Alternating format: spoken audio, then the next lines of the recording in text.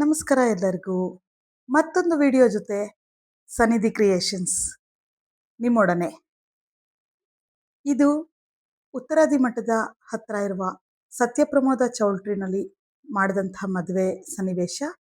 ಮೊರದ ಜೊತೆ, ಪರ್ಟಿಕ್ಯುಲರ್ ಆಗಿ ಮೊರದ ಜೊತೆನೇ ಈ ವಿಡಿಯೋದಲ್ಲಿ ನಿಮ್ಮ ಜೊತೆ ಶೇರ್ ಮಾಡ್ತಾ ಇದ್ದೀನಿ.